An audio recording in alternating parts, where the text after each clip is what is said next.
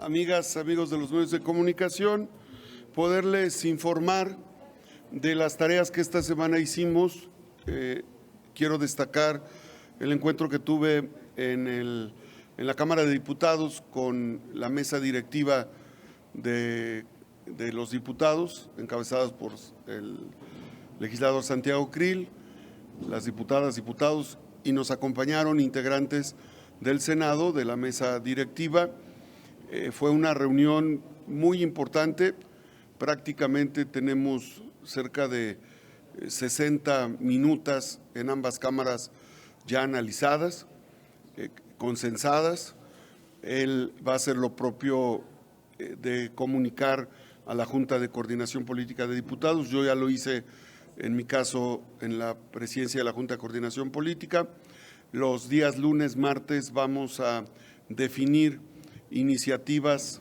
minutas que ellos van a subir y que nosotros vamos a subir para que simultáneamente se puedan procesar y que vayamos desahogando una agenda conjunta de aprobación de estas minutas. Son más de 60 y acordamos una tercera reunión. La primera fue en el Senado, la segunda fue en diputados con el diputado Santiago Krill, la tercera será a finales de este mes, porque queremos que el mes de abril sea un mes intenso en aprobación de minutas que tienen ya un proceso legislativo maduro, avanzado, que fueron aprobadas por consenso, que tienen la opinión positiva de la dependencia ejecutora, en fin, que no tienen mayor problema, pero que sí son trascendentes para la población.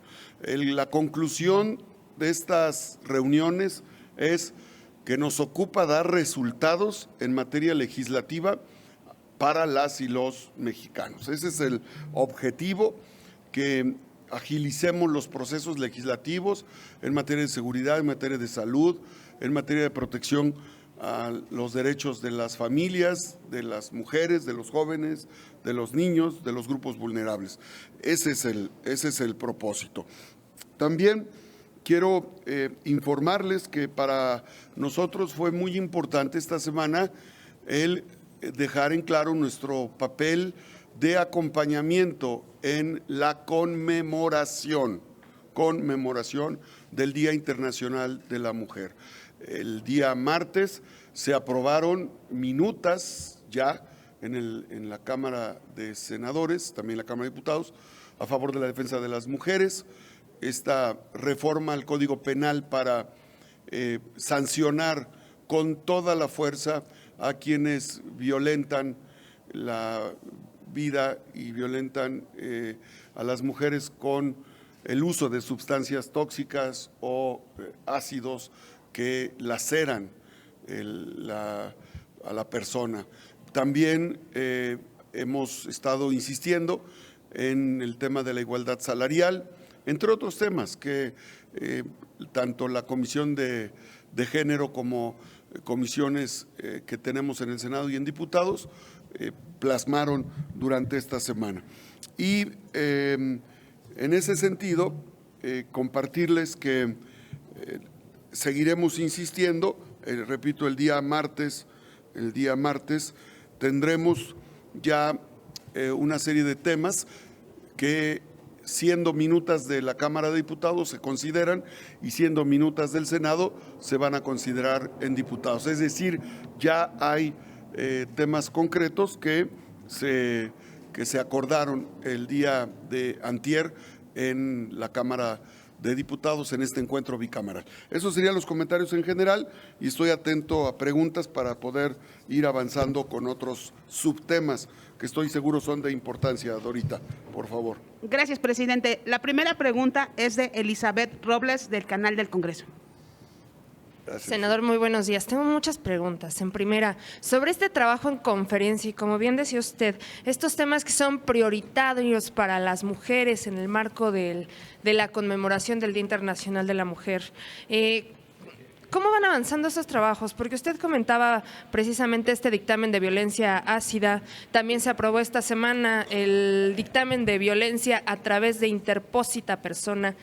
Y pues vemos, por ejemplo, en la sesión de ayer de la Cámara de Diputados que aprobaron el dictamen en materia de violencia vicaria. Yo pensé que era el mismo que se había aprobado aquí en Senado y no, dieron turno hacia acá, hacia Senado, y resulta que es una reforma distinta. Entonces, ¿qué está pasando con este tipo de dictámenes?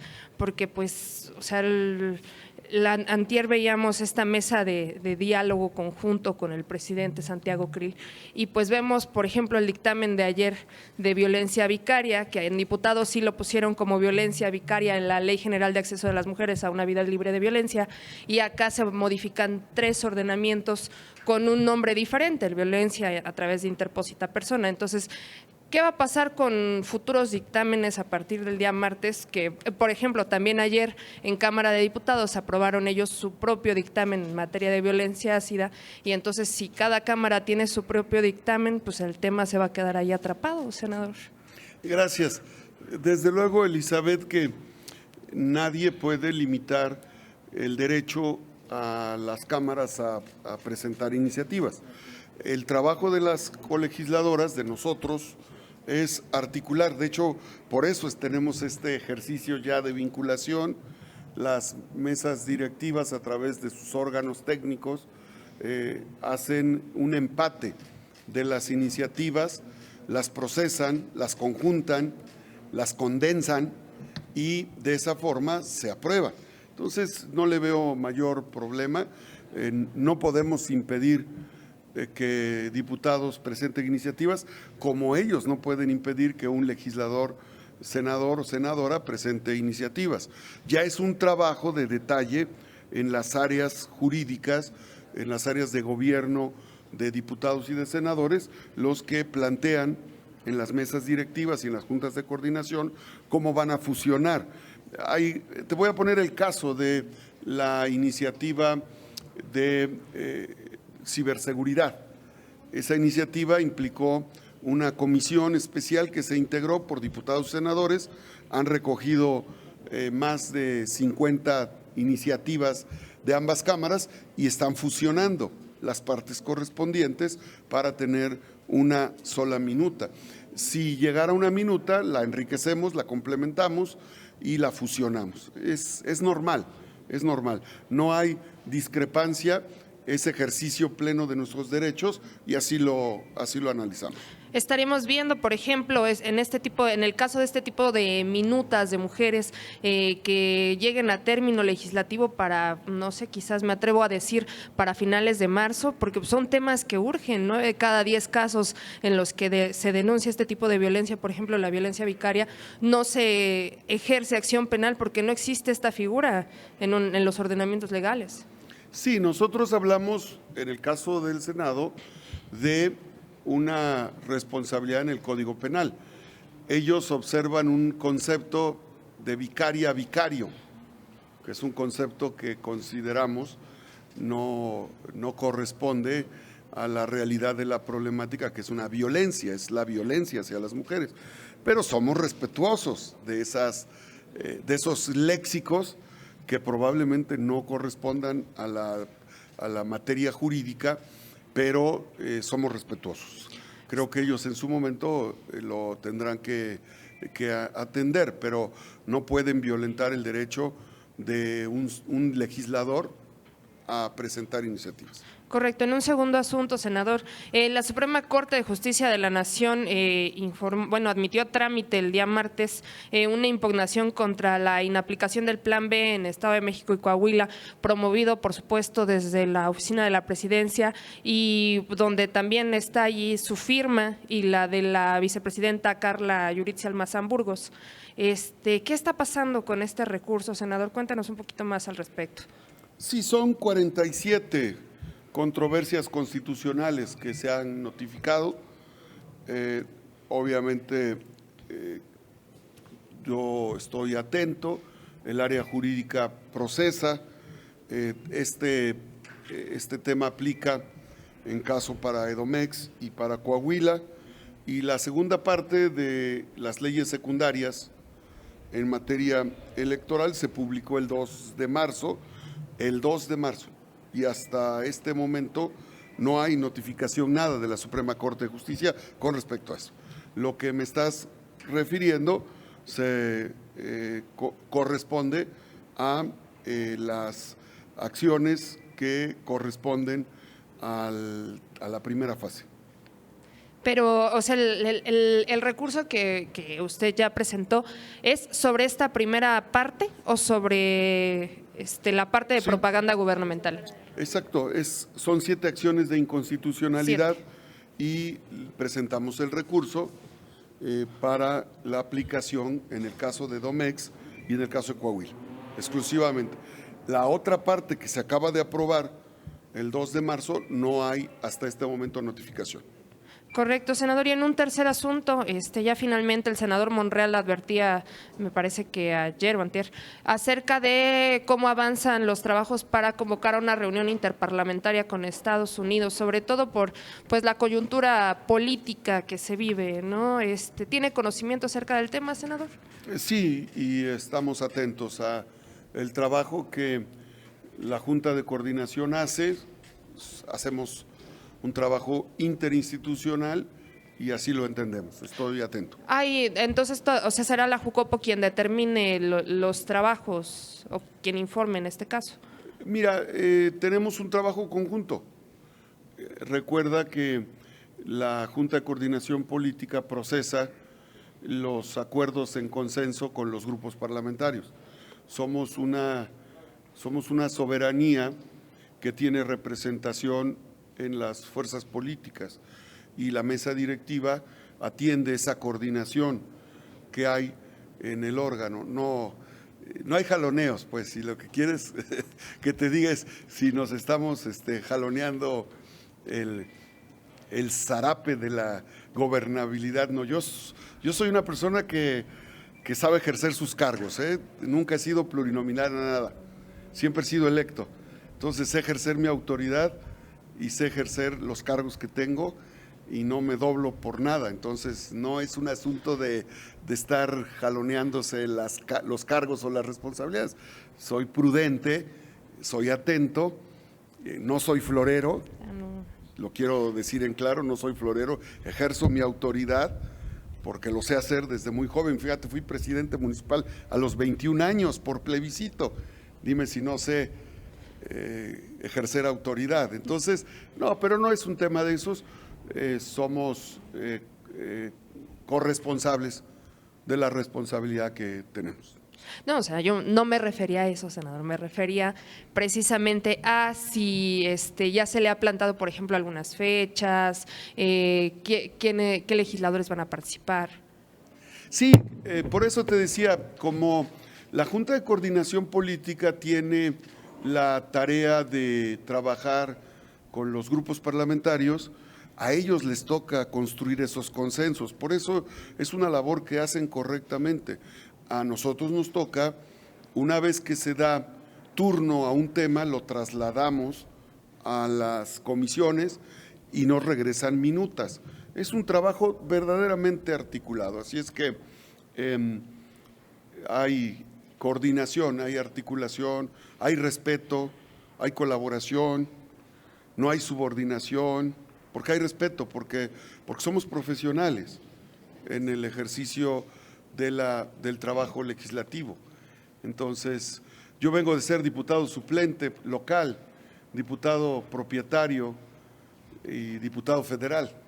Entonces, entendemos la dinámica legislativa, Elizabeth. Y senador, en un último tema, hoy es 9 y ninguna se mueve. En esta convocatoria, ¿cuál es el posicionamiento de la mesa directiva sobre este llamado que hacen al paro de labores de mujeres en este 9 de marzo? Totalmente de colaboración, de respaldo, de apoyo. Un rato más ya le diremos a mi secretaria técnica que es mujer. Es la primera vez que la secretaria técnica de la mesa directiva es mujer y es la mejor forma de honrar el que mujeres estén en espacios de toma de decisiones, porque los discursos son muy bonitos, pero a veces las acciones nada tienen que ver con los discursos. Gracias, senador. Sandra Aguilar, de Informativo AE. Senador, buenos días. Sandra. Bueno, pues siguiendo con el tema precisamente y refiriéndonos a estas reuniones interparlamentarias que ustedes, vamos a decirlo así, de buena fe, quieren hacer con nuestro vecino país para pues abordar estos temas que han dictado al menos esta semana la agenda, en el tema pues de seguridad, de narcotráfico y de todos estos temas que hemos estado, insisto, escuchando a lo largo de esta semana. Quiero preguntarle, presidente, desde su trinchera, que como todos sabemos y nos acaba de decir de esta toma de decisiones, esta afirmación que hace el presidente de la República hoy por la mañana en estas conferencias pues matutinas, sobre todo por la intención de que estos senadores republicanos continúan con la intención pues de ingresar con sus tropas o con militares a nuestro país. El presidente se refirió que si siguen con esta campaña, así lo llamó, incitará o estará mostrando en estas conferencias pues una realidad que se tiene a los mexicanos en Estados Unidos y que como resultado de o brinde que no voten por los republicanos. ¿Cuál es su postura como presidente del Senado ante pues estas declaraciones, ante la posibilidad de poder coordinarse o de poder sentarse a platicar y ante pues la otra contraparte de que pues siento yo el presidente no abona y no ayuda en ese tema? Para nosotros desde el Senado es claro que el respeto al derecho ajeno debe de darse entre las naciones, es claro. Y la postura del congresista Dan es excesiva, es grosera, rompe las reglas de la diplomacia y rompe las reglas del respeto a un país soberano. Debería de estar ocupado ellos en dejar de hacer negocio con la industria armamentista. Probablemente haya mucha relación entre congresistas estadounidenses y empresas dedicadas a la producción de armas. Probablemente. Y probablemente ellos permiten deliberadamente el flujo ilegal de armas al territorio nacional, con el que resguardan el tránsito de sustancias con las que producen fentanilo y están matando a sus jóvenes. El congresista Dan Crenshaw pareciera, todos son supuestos, pareciera que se suscribe a una época de 1840. México no está en condiciones de ceder territorio. No estamos en condiciones de cederle territorio ni espacio para que vengan a invadirnos. Y me sumaría porque provengo de una comunidad migrante, Izúcar de Matamoros, Puebla. Mis tíos, primos, familiares, muchos de ellos murieron trabajando en Estados Unidos. 2.5 millones de poblanos viven en Nueva York, New Jersey, Pasay, y son la base de la economía de la Gran Manzana. Es muy fácil paralizar la economía estadounidense con la fuerza migrante mexicana.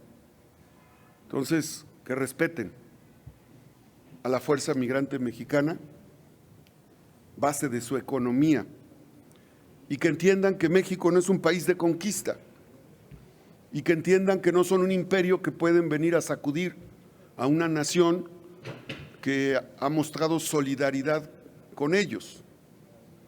El problema del flujo de sustancias de fentanilo es responsabilidad de la industria armamentista estadounidense y de los probables congresistas, socios, accionistas de la industria militar.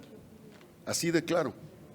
Y de las supuestas acciones que emprendería el presidente en la mañanera, ¿qué opinas, senador? Perfecto. Yo iría concretamente a hablar con mis amigos en Nueva York, New Jersey, Pasay, Chicago, Houston, Las Vegas. O desde aquí les enviaría mensajes a mis paisanos. Para que no voten. Para que sancionen moralmente a quienes pretenden, a quienes no les bastó con arrebatarnos la mitad del territorio nacional. Hay una frase de mi presidente que yo respeto: no tienen llenadera.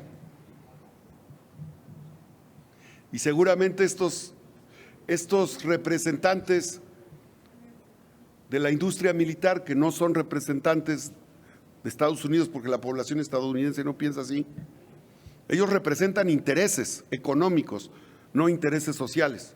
Yo estoy seguro que los ciudadanos estadounidenses no desean una intervención hacia nuestro país. Ellos no representan a Estados Unidos, representan intereses económicos imperialistas. Y nosotros no podemos quedarnos callados. No podemos quedarnos callados. Es injerencista, es abusivo, es inaceptable que crean que pueden enviar tropas a México por el hecho de que ellos consideran que la lucha contra el narcotráfico se dio de manera, o no se está dando de manera frontal. A quien están juzgando, Genaro García Luna, pues era condecorado, fue condecorado por autoridades estadounidenses. No le veo calidad moral al congresista Dan, más bien le veo intereses. Tal vez sea negocio para ellos hacer guerras. Para ellos es un negocio la guerra. Y entonces una intervención militar para ellos les representa miles de millones de dólares en ganancias. Ok, finalmente, presidente, este tema va a continuar. En ese sentido, ¿qué sigue aquí en el Senado con respecto pues a esta agenda que muy probablemente va a seguir la próxima semana? Gracias. Nosotros respetamos a Estados Unidos y exigimos respeto. Respetamos y exigimos respeto. Con nuestros socios comerciales exigimos trato digno y tienen trato digno. Félix Muñiz, de Punto Aéreo. ¿Qué tal, senador? Buenos días, Félix. buenos días a todos. Preguntarte 3 temas, precisamente. A ver, hablaste de que ayer sí se aprobaron minutos a favor de las mujeres. Anoche fue bochornoso que les apagaran la luz en el Zócalo, pero bueno, eso ya será otra cosa. Pero hablas de que se va a sancionar a quienes las agredan con ácido. ¿A cuántos años tendrían de cárcel estas personas para que se les mande este mensaje en ese sentido? Esa es la primera pregunta. 7 a 9, entre 7 y 9 para que el promedio no sea menor a 5 y no alcancen libertad bajo fianza, Félix. Así está establecido la disposición, así se está trabajando en el Código Penal. Perfecto. La segunda pregunta es, un tribunal acaba de darle la razón a Edmundo Jacobo, al secretario del INE, y piden que se restituya en su cargo. La pregunta sería, ¿se están aprobando cosas que se las van a rechazar en los tribunales, senador?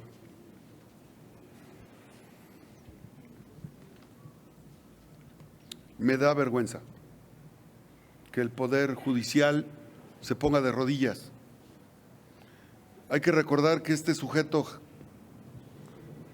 Edmundo Jacobo, fue el que se mofó de la comunidad indígena de nuestro país. Estaban dialogando el presidente del INE y Edmundo Jacobo, y hablaban de que tenían que ir a terapias psicológicas porque el léxico que utiliza un hermano indígena atrofiaba su formación académica e intelectual. Esos son estos sujetos, personajes que tienen fobia a la comunidad indígena, que son personajes que ofenden nuestro sentimiento pluricultural. Seguro no han leído el artículo 4 constitucional ellos, y seguro no han leído el artículo 1 y el artículo 2 de nuestra Constitución. Somos una nación pluricultural, pluriétnica, cosmopolita. Este sujeto, Edmundo Jacobo, debería pedirle perdón, debería de ofrecerle disculpas a la comunidad indígena. Si tuviera tantita dignidad, después de tener 15 años de ser mantenido por indígenas, porque lo han mantenido indígenas que pagan su sueldo, debería de ofrecer disculpas a la comunidad indígena por haber sido parte de una mofa contra la comunidad indígena. No tiene por qué mantenerlo de por vida el pueblo de México. Es una vergüenza que un sujeto que se burla del lenguaje indígena todavía se ampare, y es una vergüenza que el juez que le otorgó este amparo también sea. Es la parte de las instituciones que hay que limpiar. El poder político se somete al poder económico. A mí me da vergüenza. Digo, no voy a poner a defenderlo, pero él tiene sus derechos laborales y el que lo haga. Pero el otro tema sería, hoy en Matamoros aparecen 5 sicarios asesinados por un cártel que pide disculpas. No sé si eso mande un mensaje de que si hay un pacto con el gobierno, porque dice que ellos no se comportan así, o qué va a pasar ahí, si así se van a solucionar las cosas, que los propios cárteles ajusticien a sus propios sicarios. Hoy el presidente Andrés Manuel, en ese famoso búnker que le costó a los mexicanos miles de millones de pesos, comentó que el poder de la presidencia se convirtió en un aliado de los grupos delictivos, vergonzosamente. El secretario de Seguridad del país, con todo el poder económico, empleado, socio, cómplice de los grupos delictivos que azotan, que lastiman, que dañan la dignidad, que ponen en riesgo la vida de mujeres, de niños en las escuelas. ¿Hasta dónde la patria tiene que sufrir el abuso del poder? No podemos acostumbrarnos a que una autoridad, a un presidente, a un senador, a un diputado, a un gobernante, sea cómplice de los delincuentes.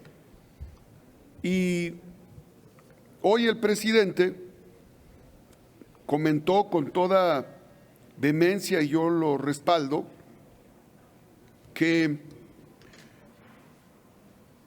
fue tal el grado de complicidad que fue condecorado por las propias autoridades estadounidenses, condecorado el delincuente que desde el poder violentó el derecho de hacer justicia que le compete por el bien de las y los mexicanos. ¡Qué impotencia! ¡Qué impotencia para un padre de familia saber que el secretario de Seguridad Pública de su país es cómplice de los delincuentes! ¡Qué impotencia para una madre de familia que tiene que denunciar a un narcotraficante sabiendo que el secretario de Seguridad de su país es socio cómplice! Porque además construyeron ese búnker y lo construyeron ellos mismos. Es el negocio.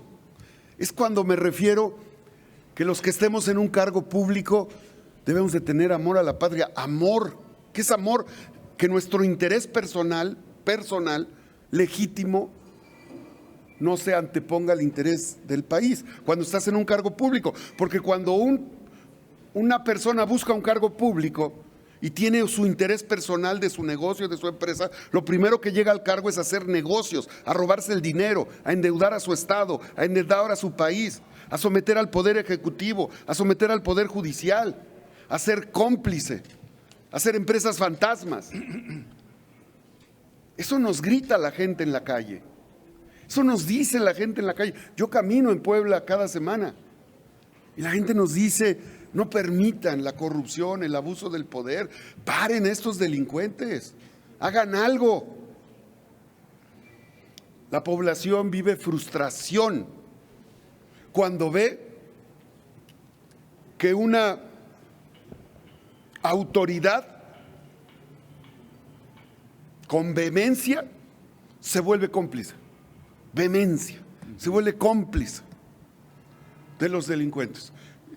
Estaba viendo la mañanera y por un lado este socio de las empresas militares es un socio, como hubo en el Senado socios de las factureras, socios de la industria militar en Estados Unidos son congresistas. No defienden a Estados Unidos, defienden su negocio, se eligen para hacer negocio. Se eligen congresistas para hacer negocios y nos amenazan que nos van a invadir. Claro que hace el correcto el presidente de la República. Vamos a hablarles a nuestros hermanos migrantes. Voy a encabezar un movimiento yo también con los poblanos, 2.5 millones de poblanos, y les voy a decir, ¿cómo que nos van a invadir? Si ellos son los responsables de que el fentanilo, la sustancia del fentanilo llegue a su país, porque mandan armas, venden, es un negocio vender armas y protegen, van matando personas en nuestro territorio para que puedan llegar sus sustancias para contaminar la vida y la salud de los jóvenes. ¿Qué mente criminal? Es una mente criminal. Ese congresista tiene mente criminal porque piensa invadir. ¿Y qué? Cuando invaden a un país no hay muertos. ¿O no mueren las personas cuando invades un país? Sí. Es una mente criminal. Es una mente criminal que al ser socio de la industria armamentista, el arma no son cerbatanas, Sí, no, pero no son charpes, senador, nada más no son pistolas de agua. Cada bala que sale de una arma de un socio congresista puede lacerar la vida de una persona. Sí. Es un criminal, Senador, ese congresista. pero nada más quisiera que me precises lo que está pasando en Matamoros. Es decir, García Luna ya está en la cárcel, los empresarios de las armas ya sabemos, bueno, pero si así nos vamos a llevar, es decir, si los cárteles son los que van a mandar en las regiones, si hay un pacto ahí, senador. Ya me acordé de eso que ibas a decir, que me preguntaste. Entonces el presidente comentó que ¿por qué empezó todo esto? ¿Por qué empezó todo esto? Porque el ilegítimo se puso un saco militar y se fue a empezar una guerra para justificar lo que democráticamente no había ganado. Y entonces empezó a hacer una guerra contra todos. Y estamos viviendo esas consecuencias. No ha sido nada fácil. La Guardia Nacional tiene 4 años de vida institucional. En Europa la Guardia Nacional tiene 20, 30 años, 50 años en otros países. Pero hoy, Rosa Isela, la secretaria de Seguridad, no es García Luna. Hoy el presidente Andrés Manuel no es un presidente que dé las órdenes de mátalos en caliente. Hoy el presidente Andrés Manuel está recuperando el país para la patria. Pero tampoco se trata de justificar el pasado, pero eso es lo que nos dejaron en el país. No vamos a dejar de decir que hoy los mexicanos pagamos 4 veces el costo de una refinería en servicio de la deuda a empresas financieras extranjeras. Y esa es la deuda, esa es la herencia. Entonces, claro, están haciendo la labor, están trabajando. Elementos de la Guardia Nacional, mexicanos, el pueblo uniformado, está defendiendo, está poniendo orden. Pero la corrupción llegó se anidó molecular, celularmente, de abajo hacia arriba, de arriba hacia abajo, y llegó hasta la presidencia de la República. Es un pulpo enorme, es un leviatán de corrupción, es un leviatán de perversión. Tan grande la perversión de Genaro García Luna como de este congresista Dan Crenshaw, que repudiamos. Nos molesta, nos indigna. No necesitamos niños héroes. Ellos dieron su vida por nuestra patria. Y en honor a ellos hay muchos hombres y mujeres que no van a estar de acuerdo en ese tipo de agresiones verbales contra nuestra patria. Andrea Becerril, de La Jornada. Buenos días, senador. ¿Qué tal? Oiga, yo le quiero preguntar sobre este asunto que creo que va a provocar otra vez división en Morena, y que es la elección de los 5 magistrados de salas regionales del Tribunal Electoral, porque el senador Monreal está planteando que se regresen las 5 ternas, y en la oposición no están de acuerdo. Hay versiones de que ¿Las ternas de qué? Perdón. de los 5 magistrados de salas regionales del Tribunal Electoral del Federal. Y el senador Monreal ya planteó que lo más probable es que las regresen porque no hay consenso. Y hay un grupo de senadores dentro de Morena que considera que no, que se deben revisar terna por terna, porque si bien algunos de los propuestos estarían ligados al presidente del tribunal, no es el caso de los 15, y se podrían elegir otros candidatos. Hay también una versión propalada en el sentido de que el presidente del tribunal, el señor Reyes Rodríguez Mondragón, estaría cabildeando y presionando directamente a senadores. ¿Qué sabe usted de eso y cuál es su opinión sobre esta posibilidad de que se regresen las ternas? Pese que hay candidatos que sí valen la pena, que no son totalmente gente de la estructura que está enquistada en el Tribunal Electoral. Gracias, Andrea. Sí he estado enterado, es un tema que lleva la senadora Olga Sánchez Cordero, que lleva el coordinador, senador Ricardo Monreal, y que varios compañeros están procesando con la Junta de Coordinación Política. Es un tema complejo, sí es un tema muy complejo, que si no hay consenso, como tú sabes, se necesitan 2/3 partes. Entonces, los consensos en 2/3 partes son complicados, como viste o como vieron lo complicado que llevó integrar a los consejeros que estaban pendientes por el Instituto de Transparencia. Fue muy complejo. Fue complejo porque a lo mejor nosotros que estamos en las reuniones internas se percibe ese jaloneo, ¿no? Que muchas veces no se conoce. Es una tarea de verdad muy complicada porque son 2/3 partes. Entonces, yo estoy atento, no tengo mayor opinión más que decir que sí, como bien dices, es muy complejo. Tienen que ponerse de acuerdo y en una votación de 2/3 partes tienen que ceder. Si no ceden de un lado y de otro, no logran la negociación. Claro, pero ayer el coordinador del PRI y senadores del PAN dijeron que están dispuestos. Entonces, por eso extraña la actitud del senador Monreal, porque ellos dijeron que cualquiera de los 15 candidatos puede ser. O sea, que no es de imponer al secretario de cuenta personal del presidente del tribunal o alguien que esté ligado a la ministra o tal hora.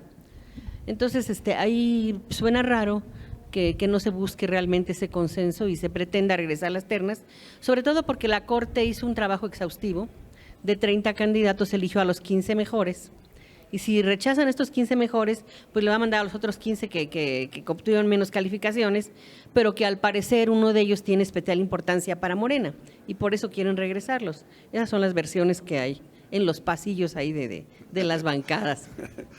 Te agradezco que me nutras de esa No, pero información. ¿qué opinas? Sí, sería ético hacer algo así, regresar la terna solo porque no está un candidato que Morena querría o que alguien de Morena querría. Es muy importante lo que comentas, insisto, es muy complejo.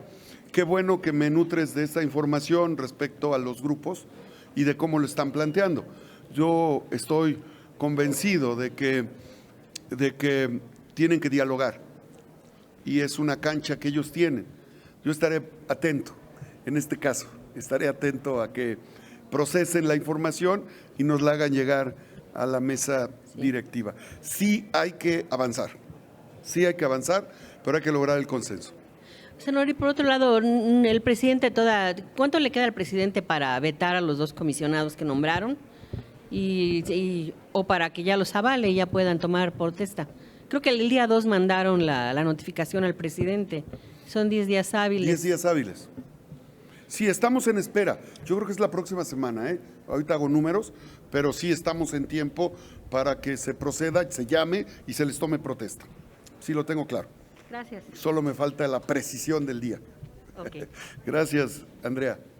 Carlos Guzmán, de CMX Noticias, le escribe: ¿qué hará el Senado tras lo dicho hoy por el presidente López Obrador, tras la intención de que México pueda acudir a la ONU de prosperar la iniciativa de legisladores republicanos de autorizar el uso del ejército de Estados Unidos para combatir el tráfico de fentanilo y a cárteles en territorio nacional?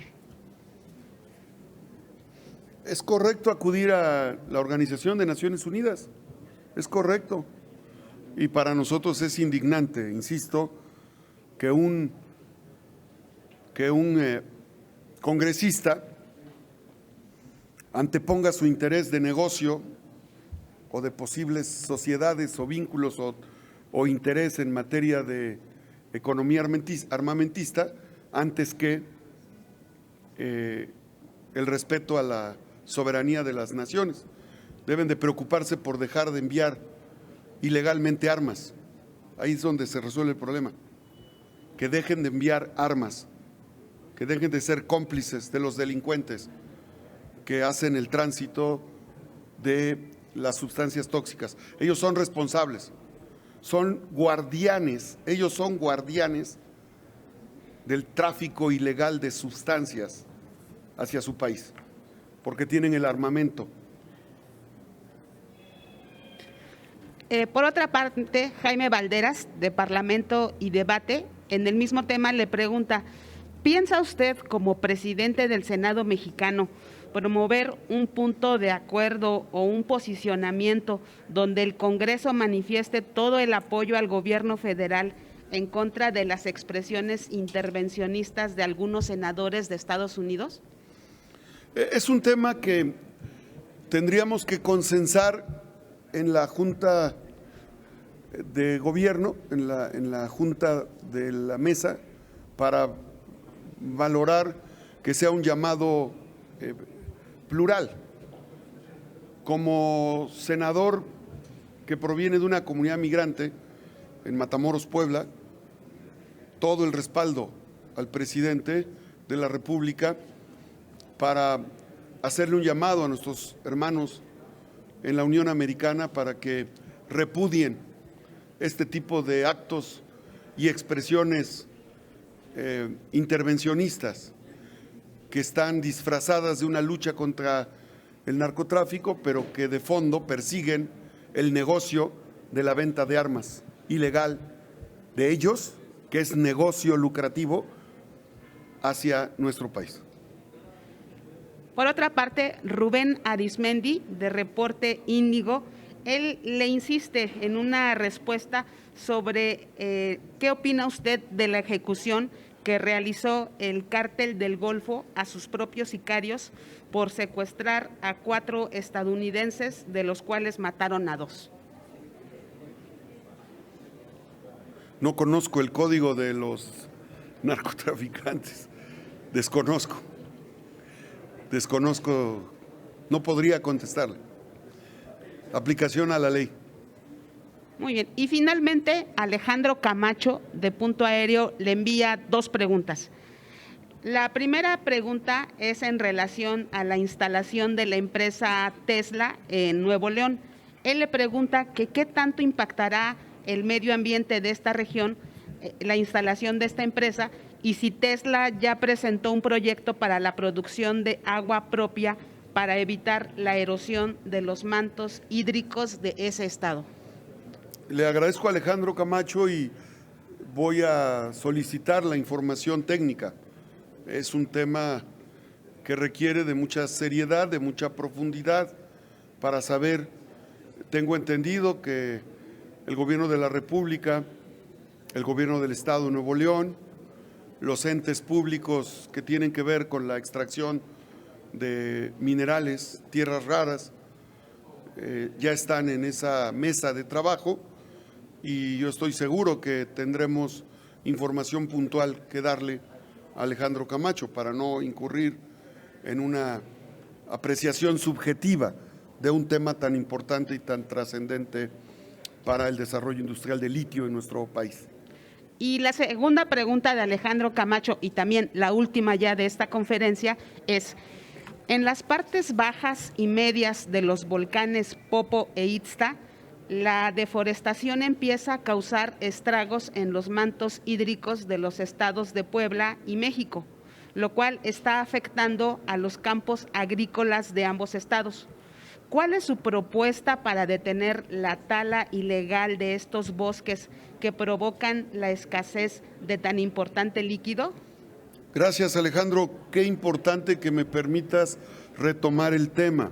Hace 15 días acudieron en este mismo lugar ejidatarios, guardabosques, comuneros, población indígena del Ixtapopo, de la Malinci, de la Sierra Negra, del Citlaltépetl, donde abordamos el tema de la deforestación, el tema de la plaga del gusano descortezador, que es un gusano que pone óxido el bosque, que lo destruye. Y les dije, en ese entonces tuvimos un encuentro con autoridades ambientales. Hemos estado dando seguimiento y le pedimos a las autoridades que tomen medidas oportunas. La tragedia del bosque, en primera instancia, se convierte en la tragedia de la ciudad o de las zonas urbanas, porque la destrucción del bosque implica la falta de recuperación de los mantos freáticos. La falta o la destrucción del bosque implica que la recuperación de las precipitaciones pluviales se pierdan en territorio abajo de las zonas montañosas. Puebla posee las zonas montañosas más altas de la República y lamentablemente la afectación por la tala ilegal y la afectación por el gusano descortezador ha cobrado vida de superficies superiores a más de 280,000 hectáreas de suelo boscoso en 10 estados de la República, fundamentalmente Puebla, Oaxaca, Veracruz, Jalisco, sin duda Chiapas, Guerrero, y para nosotros es muy importante que es Estado de México, desde luego, y por eso hicimos un llamado hace 15 días para que se atienda la plaga del gusano descortezador que está lacerando los bosques. El esfuerzo que hace el presidente de la República, Andrés Manuel López Obrador, es inédito en materia de reforestación con el programa Sembrando Vida, pero necesitan sus autoridades, los colaboradores del presidente, atender la plaga del gusano descortezador y en esta época de secas, los incendios forestales y la tala ilegal, sin duda. No hay omisión de nuestra parte. En lo personal llevo 27 años haciendo actividades forestales y la lucha contra la deforestación lo tenemos que hacer. Me están informando que en Amozoc, que es una zona que colinda con la Malinci, entre Tlaxcala y Puebla, ya están haciendo recorridos para revisar el diagnóstico del gusano descortezador, pero lo tienen que hacer con más intensidad, porque repito, la tragedia que no se atienda del bosque se convertirá en una tragedia para las zonas urbanas. Gracias. Gracias a ustedes. Buen día. A usted, presidente. Gracias. Buenas tardes.